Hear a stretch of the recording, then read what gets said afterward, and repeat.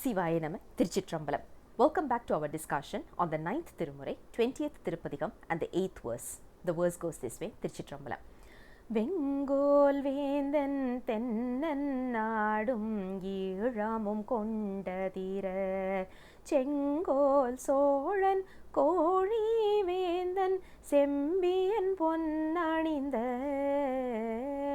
அங்கோல் வளையார் பாடியாடும் அணிதில்லை அம்பலத்துள் எம்கோன் ஈசன் எம்மீரையை என்று கொல் ஈதுபதே. திருச்சிற்றம்பலம். Today's verse talks about a little bit of history. The history goes this way. Chola, one of the Chola king called as Parandaka Cholan, he was the one who helped in weaving the entire terrace of Thillai or Chidambaram temple with gold. So he is called as Ponveindha Cholan. That is one of his titles also, which means he was the one who helped in weaving the entire temple with gold. And he is the one who was so successful and he was so valiant that he was able to take control of Madurai as well as then Pandya kingdom, as well as he took over the Sri Lankan kingdom, which was those days called as Eram. So he took charge of Eram as well, as in he was a very good warrior that he went to all these places, he waged a war and he took control of all those places, and he is known as Parandaka Cholan, and he was the one who helped in weaving gold for the temple. This particular place called as Thillai is a place for all everyone who is singing and dancing, as in they are submitting their dances and their songs to Lord Shiva. This is the place where Lord Shiva resides, and the saint says, when am I going to go and visit this place? When am I going to witness Lord Shiva in this place?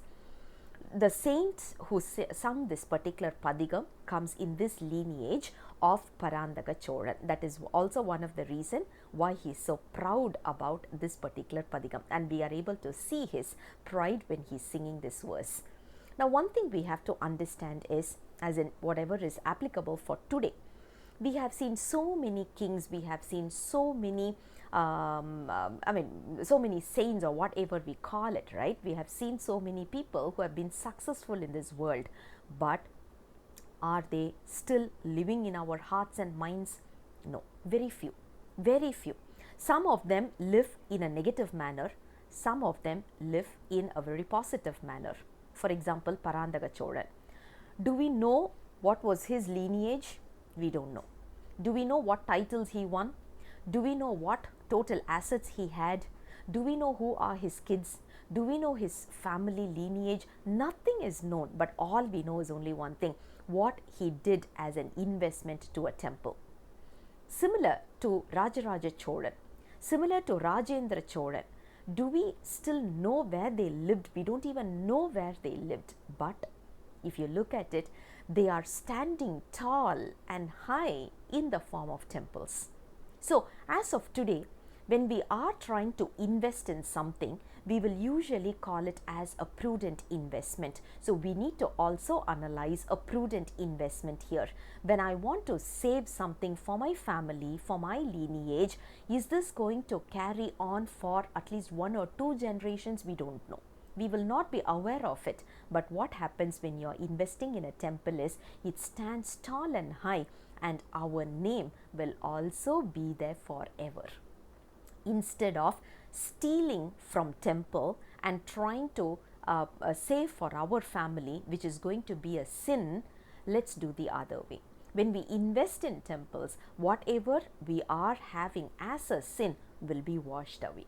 That is what we need to do. So, as of today, we are calculating everything, isn't it? We need to start calculating in a very prudent manner. When we know there is a company which is going to go bankrupt, why would we want to invest in that? And that is what we are doing today. The bankruptcy companies are nothing but our relatives and our lineage. We are saving for them, but are they going to even remember us after 5 or 10 years after our death? Not really. But I'm talking about the real, when I say after our death, it's because sometimes we even say today we are giving something and the next day they come back and say, what did you do for us, right? So that is the life that we are living as of today. So are they going to even think about it after 5-10 years? We don't know. But when we are spending on temples, when we are helping out in temples, that is going to stay forever, ever, ever. That is what we are able to see in a visible manner as of today, as part of verse number 8. That is also one of the lesson that is given to us. Let's come back with the next verse very soon. Until then, Sivaya Nama, Tiruchitrambalam.